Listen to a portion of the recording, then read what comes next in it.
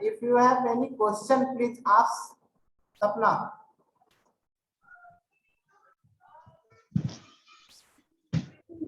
Sir question तो नहीं है।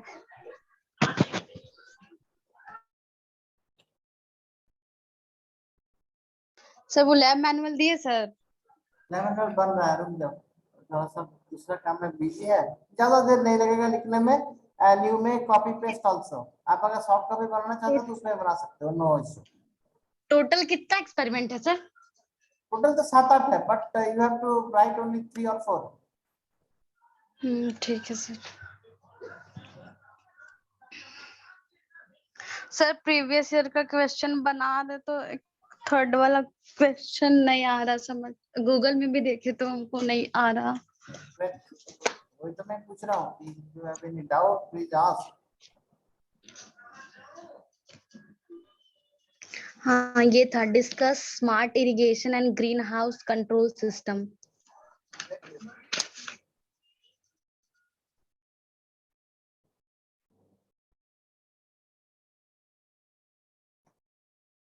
यूनिवर्सिटी क्वेश्चन को भी हम लास्ट ईयर क्वेश्चन को भी अपलोड कर दिए हैं मूडल पे। ठीक है sir. Which question? Question number sir question number 2 का b. Discuss smart irrigation and greenhouse control system. जी sir. Okay.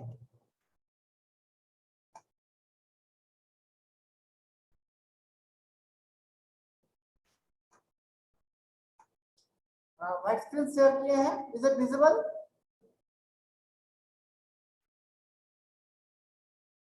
Is my white screen is visible? Yes, sir. Yes sir. Smart irrigation. First, you have to draw a diagram. A pictorial view is very essential. ये आपके crop field है. This green one are the small plants.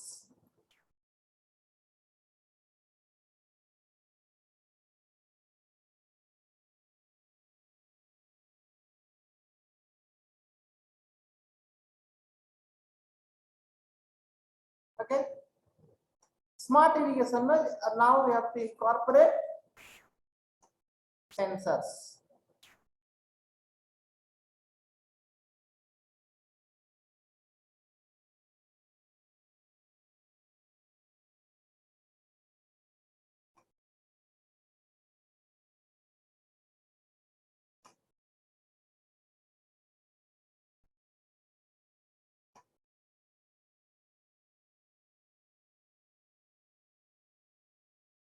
There are 4 sensors which can capable to judge or capable to measure 4 different parameters. ठीक है, ये 4 अलग अलग sensor 4 अलग अलग पैरामीटर को मेजर करने के लिए यहाँ पर रखी गई है। लाइक ये है वाटर लेवल, यह है टेम्परेचर, यह है सॉइल क्वालिटी। सॉइल क्वालिटी जो है वहां पे आपका कितना nitrogen, phosphorus, potassium, sodium, because these chemicals are important parameters of land for proper farming or proper agriculture. Agriculture के लिए आपका ये सब केमिकल्स जो कि पोटेशियम, नाइट्रोजन, फास्फोरस, एनपीके का नाम आप लोग सुने होंगे। अगर किसी घर में छोटा मोटा भी खेती अगर होता होगा तो एनपीके फर्टिलाइजर का नाम आप लोग सुने होंगे। तो ये एनपीके हाँ ये सुने होंगे। तो ये जो सेंसर है वो सेंसर आपका दिखाएगा कि एनपीके का क्या मेजरमेंट है। ओके, ये है मान लीजिए विंड स्पीड।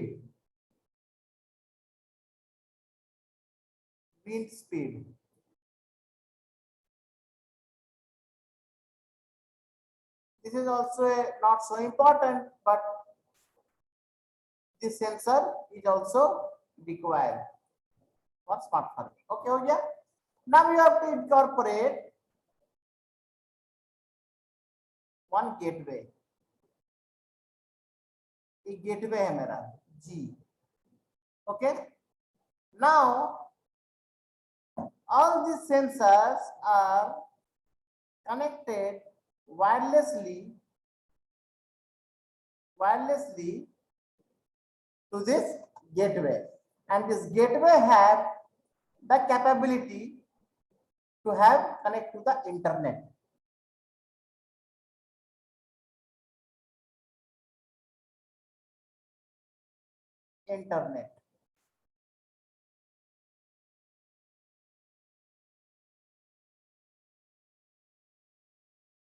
इंटरनेट है ये, इसका जो लिंक है वो इंटरनेट के साथ है। ठीक है, इस गेटवे में हमारा आईएसपी लगी हुई है, ISP based internet service provider, Jio, BSNL, Airtel, Vodafone, कोई भी हो, यहाँ पर वो लगी हुई है। अब मेरा जो मॉनिटरिंग एंड है, मॉनिटरिंग एंड जो है, यहाँ से मैं उसको मॉनिटर कर रहा हूँ। ओके, यहाँ पर मेरा मॉनिटरिंग पर्सन खड़े बैठे हैं, यहाँ पर मॉनिटरिंग होगा। यहाँ पर temperature is equal to something something होगा, एनपीके लेवल,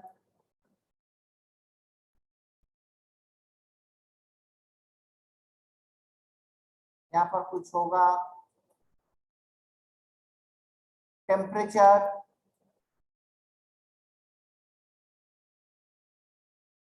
कुछ तो भी समथिंग डिग्री सेंटीग्रेड होगा। And this system is connected via internet से कनेक्ट है। ये जो डिस्टेंस है, दिस डिस्टेंस जो है, ये डिस्टेंस का कोई लिमिट नहीं है, ये डिस्टेंस काफी ज्यादा हो सकता है, ये पूरा वर्ल्ड में कहीं पर भी हो सकता है, क्योंकि वो इंटरनेट से सेंड करना है। मुझे अगर मेल करना है आपको, तो आप कहां पर है ये इंडिपेंडेंट है। जैसे कि मैं वो जो एलईडी ऑन ऑफ का जो मैं प्रैक्टिकल दिखाया था आप लोगों को,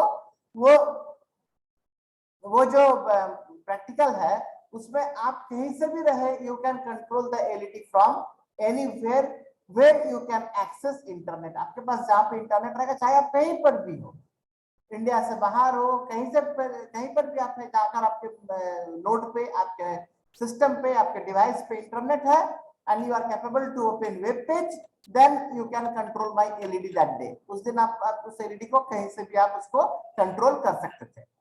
अब आपको each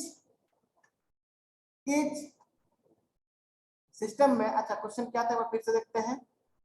smart irrigation green house control system, smart irrigation. Okay, यहाँ पे स्मार्ट इरिगेशन कहे हैं। ठीक है, तो इतना कुछ देने की जरूरत नहीं था। ओनली इरिगेशन मतलब होता है सिंचाई, इरिगेशन मतलब होता है सिंचाई। टेम्परेचर यहाँ से कंट्रोल हो रहा है, और यहाँ पर एक्चुएटर लगी हुई है, actuator A, and this actuator is controlling one motor, और मोटर से यहाँ पर वाटर स्प्रे कर सकता है। and that motor actuator is also connected with gateway। और मेरा यहाँ पर इस जो सिस्टम में, यहाँ पर सिस्टम में कंप्यूटर है, this is like a computer है। तो यहाँ पर कुछ बटन है, जब जैसे मैं यहाँ पर देखूंगा कि टेम्परेचर एक्सीड कर रहा है, और जो वाटर लेवल है, W जो है वाटर लेवल, कि वाटर लेवल भी मेरा कितना रहना चाहिए उससे कम हो रहा है, तो यहाँ पर एक बटन रहेगा, यहाँ पर एक बटन रहेगा for controlling the pump, PUMP, pump. Okay, जैसे मैं इस बटन को प्रेस करूंगा, ओवर द इंटरनेट सिग्नल जाएगा गेटवे में, गेटवे से एक्चुएटर में सिग्नल जाएगा, और एक्चुएटर क्या करेगा, मोटर को ऑन कर देगा। इससे मोटर ऑन हो जाएगा तो वाटर यहाँ पे आ जाएगा। अब यहाँ पर देखेंगे वाटर लेवल बढ़ेगा, जिससे मेरा यहाँ पर W लेवल जो रहेगा, यहाँ पर जो मेरा W लेवल रहेगा, W ये मेरा इंक्रीज करेगा, क्योंकि हम मोटर चलाए हैं तो वाटर लेवल इंक्रीज होगा। अब जैसे ही यहाँ पर इंक्रीज हो रहा है, एक लेवल आगा कि इतना mm ऑफ वाटर जहाँ पे डिपॉजिट हो जाएगा लैंड पे, क्रॉप फील्ड पे, तो we have to stop the motor. Again हम इस मोटर को स्टॉप कर देंगे ओवर द इंटरनेट। जब मैं एलईडी को ऑन ऑफ कर सकता हूं तो मैं मोटर को भी ऑन ऑफ कर सकता हूं, पंप को भी ऑन ऑफ कर सकता हूं। ठीक है, तो ये दिस इज द डायग्राम। अब इस डायग्राम को हम कितना बात कंटिन्यूअस 10 मिनट से बोल रहे हैं, वो सब चीज को आपको इंग्लिश में लिखना है। ये लगाना है, वो लगाना है, गेटवे से कनेक्ट रहेगा, गेटवे में आईएसपी रहेगा, आईएसपी कनेक्टिविटी है, इंटरनेट के थ्रू हम लोग मॉनिटरिंग सिस्टम में भेजेंगे। Monitoring system and controlling system, तो ये monitoring as well as controlling, क्योंकि यहाँ पर सिर्फ दिख नहीं रहा है, यहाँ पर बटन भी है कंट्रोल करने के लिए। तो monitoring as well as controlling both can handle from remote place. Remote place से हम उसको हैंडल कर सकते हैं। ओके सपना? Yes sir. भैया आप इसका स्क्रीनशॉट ले लो। सर ले लिए।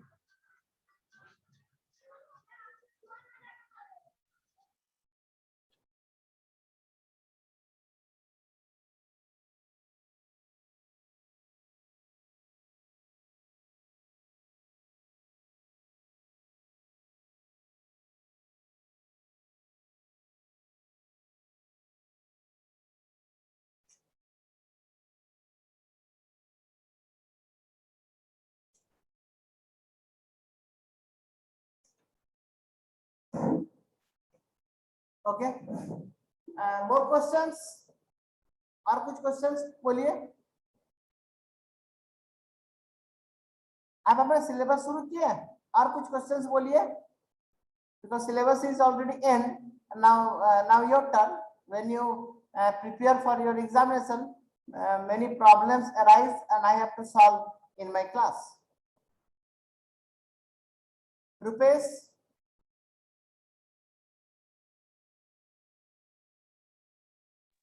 Yes sir. Any questions? Sir एक क्वेश्चन है, एक टॉपिक है सर, हाँ बोलिए। Performance QoS performance analysis for slotted CSMA CA in IEEE 802.15.4 क्या है सर?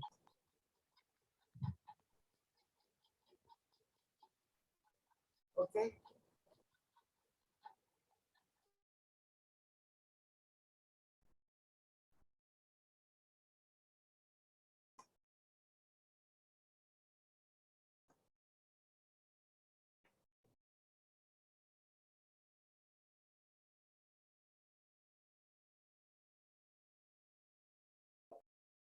okay. This one.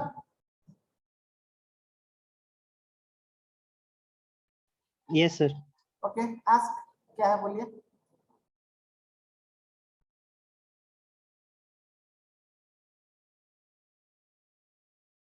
क्या सर? बोलिए क्या क्वेश्चन है, बोलिए फिर से बोलिए, मैं पता नहीं चला क्या बोला। सर इसमें मतलब क्या हो रहा है समझ में नहीं अच्छा, आया। QoS मतलब होता है the quality of service slotted CSMA। What is CSMA? Channel sends multiple access. Before sending any data packets over the channel में data packets sendने से पहले the system has judged whether the channel is capable to send or capable to carry your data packets over the channel or not. आप channel के through आप उसमें वो data packet भेज सकते हैं या नहीं भेज सकते हैं।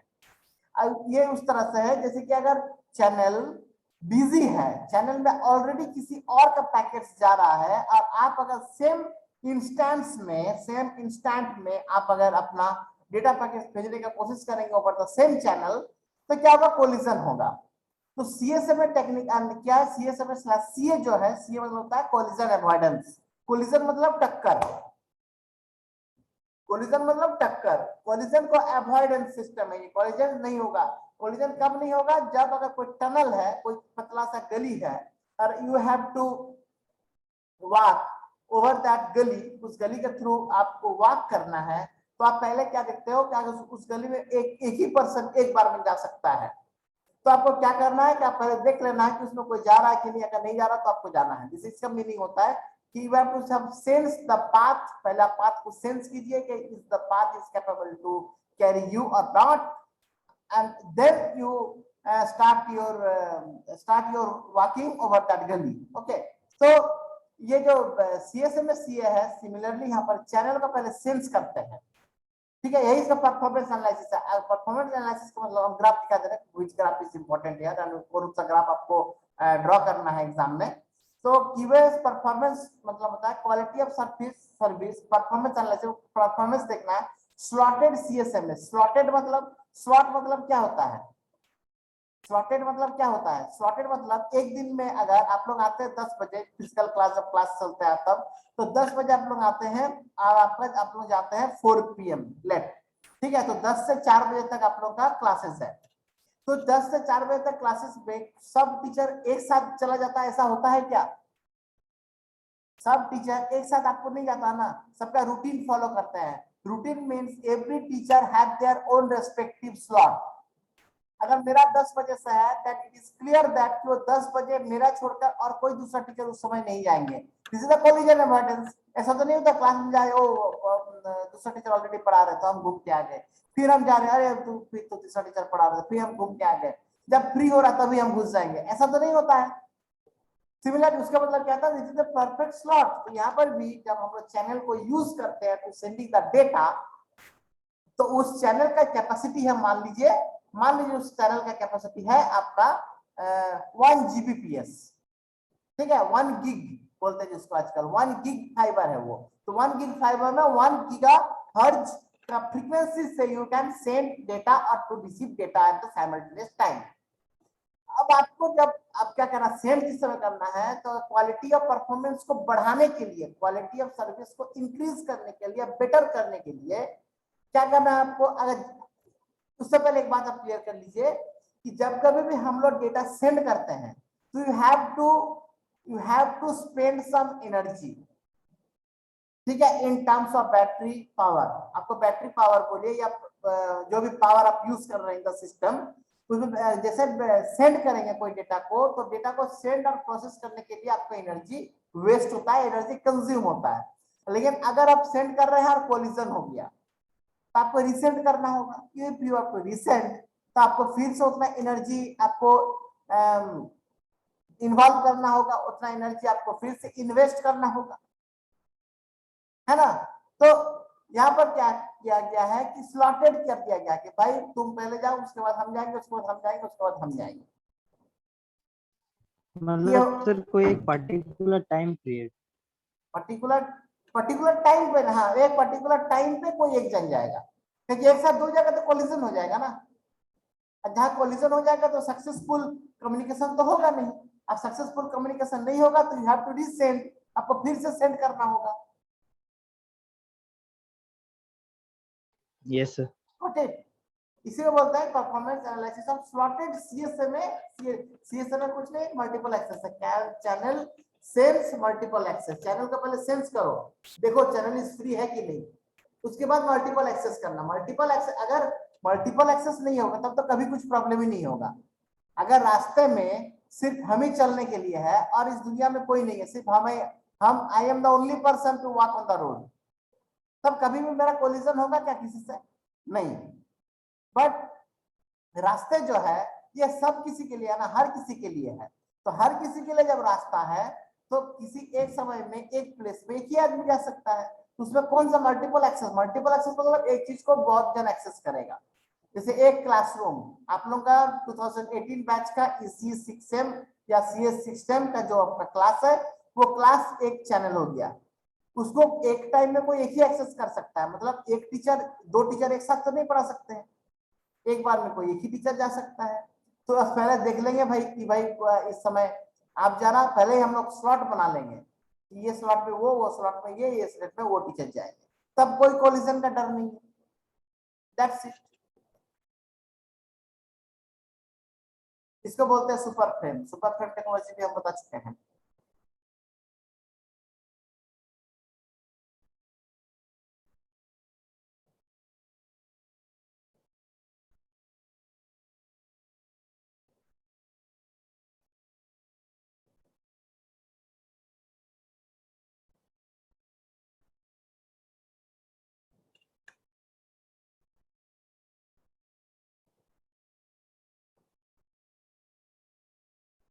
बस इसका थ्योरी ही है, इसका इसे ग्राफ वगैरह बनाने की जरूरत नहीं, क्योंकि सब बीओ और ऑपरेट ऑमलेट सिमुलेटर्स है। सिमुलेटर का आप लोग का है था नहीं नेटवर्किंग का, ये तो नेटवर्किंग का बहुत कोर सब्जेक्ट है, नहीं सब रहता है।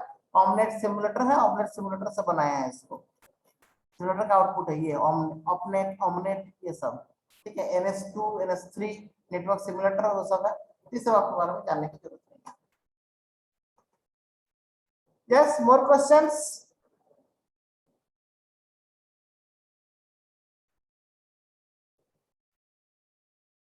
और किसी का कोई क्वेश्चन? पूजा?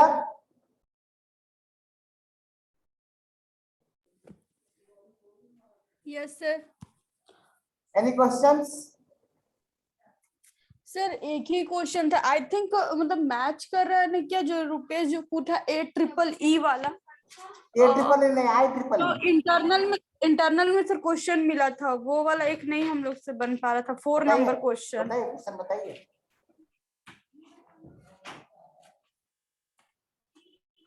सर क्वेश्चन पेपर तो अभी वो वाला,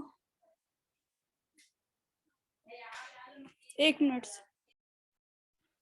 सर वो फ्रेमवर्क स्ट्रक्चर का था 4 नंबर क्वेश्चन। सुपर बताए थे सर। Super frame.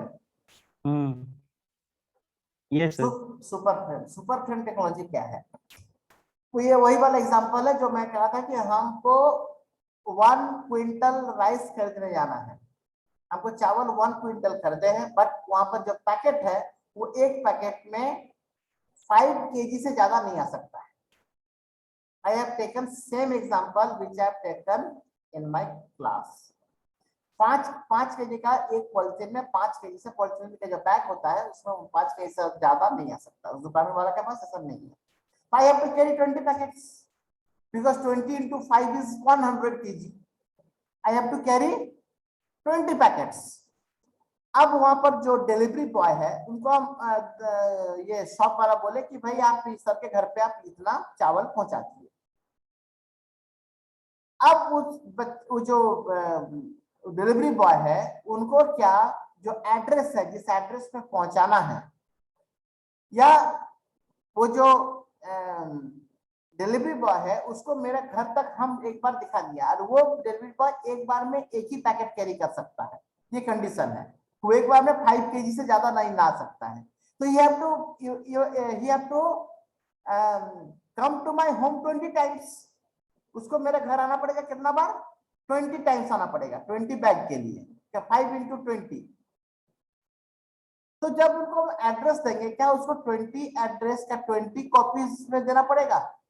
नहीं, उसको एक ही एड्रेस देंगे कि भाई इस एड्रेस में 20 पहुंचा दो। जब वो एड्रेस मैं उसको दे दूंगा तो वो कंटिन्यूअस पहुंचाएगा, फिर आएगा, फिर लेके जाएगा, फिर आएगा, फिर लेके जाएगा, फिर आएगा। तो जब तक मेरा 20 पैकेट्स नहीं पहुंच जाता तब तक वो डिलीवरी बॉय किसी और का एड्रेस नहीं लेगा। तो सुपर फ्रेम टेक्नोलॉजी का मतलब होता है कि उसको एक एड्रेस दे दीजिए, जो पहला पैकेट के साथ एड्रेस गया, पहला पैकेट के साथ एड्रेस गया, सेकेंड के बाद वो उसको कंप्रेस कर दिया, हम लोग कंप्रेस हो गया। जब कंप्रेस हो गया उसके बाद जब सेंड कर रहे हैं डेटा को तो नीड लेस एनर्जी, क्योंकि जितना ज्यादा पैकेट का साइज बड़ा रहेगा उतना ज्यादा एनर्जी का कंजम्पशन होगा।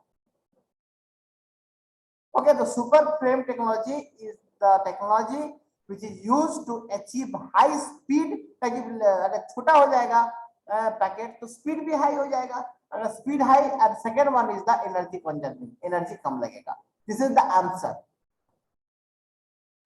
This is the answer of that question which I have given in your internal examination.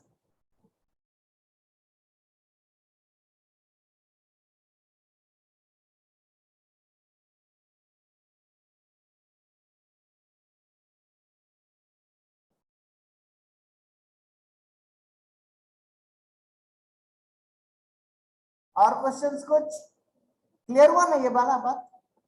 Is it clear ना?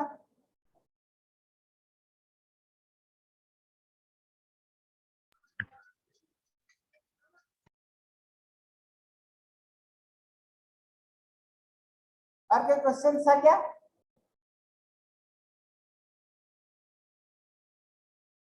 सर यस निधि। सर RFID का मैपिंग एंड लोकलाइजेशन एक बता देते।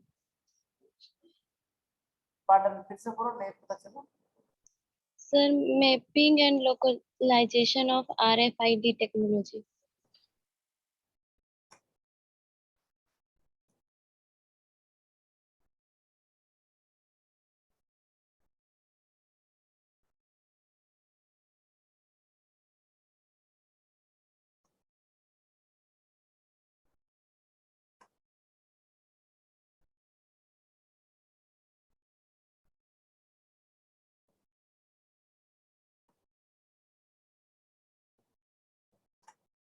Just wait.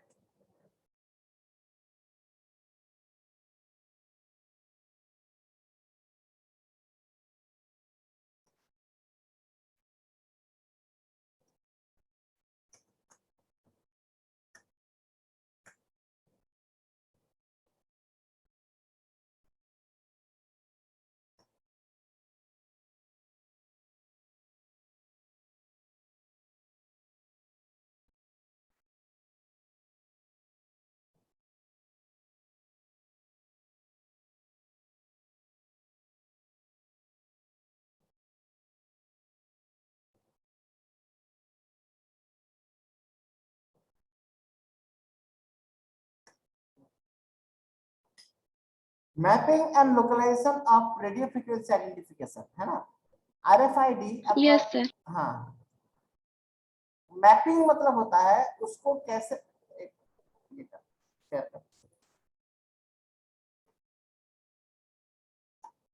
मैपिंग मतलब होता है जैसे RFID टैग,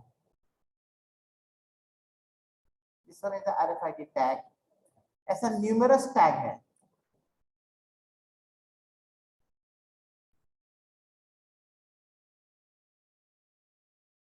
ठीक है, अब हर टैग को एक टैग का रीडर रहता है, RFID रीडर,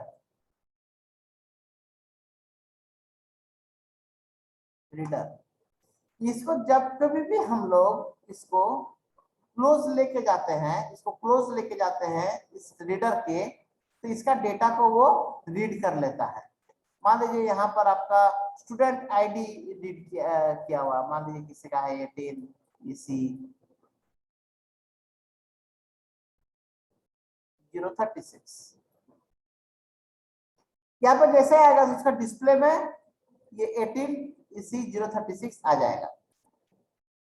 ठीक है, इसको बोलते हैं mapping of RFID tag.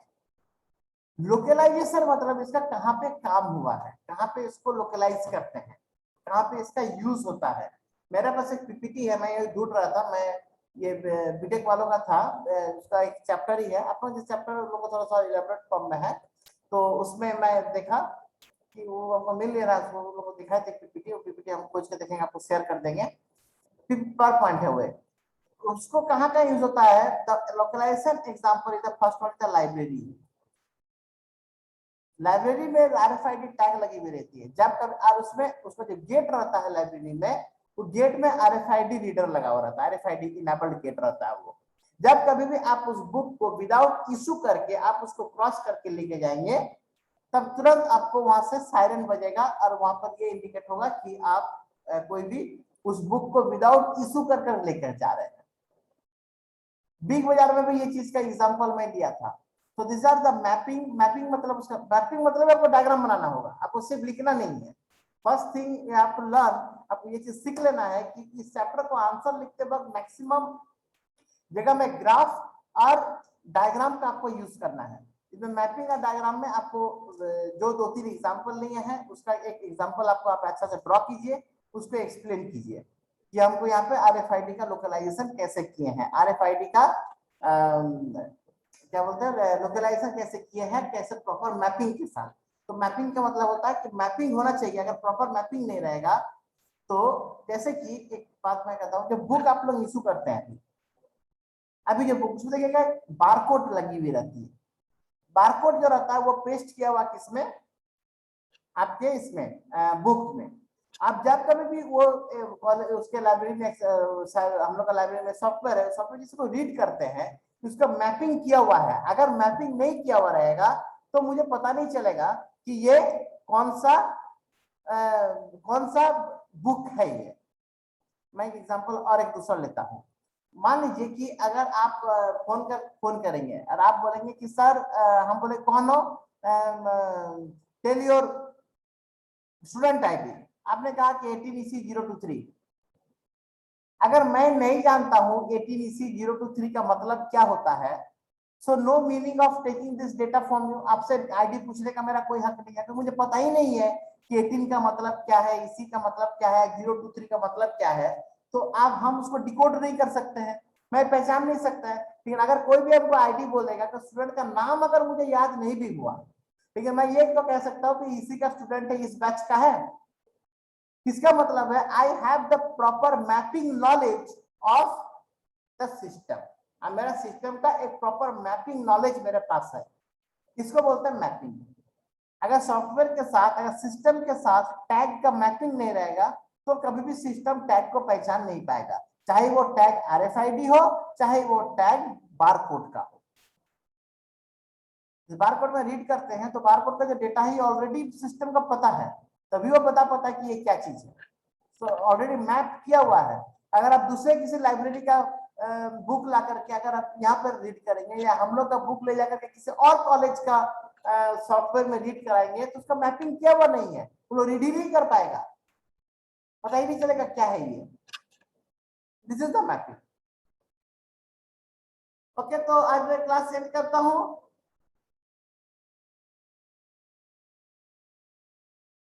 Sir यानी कि RFID का कंपोनेंट दो है, एक रीडर, टैग और एक रीडर, ये ना सर? यस, ठीक है sir, thank you sir. Okay, thank you. Thank you sir. Thank you sir.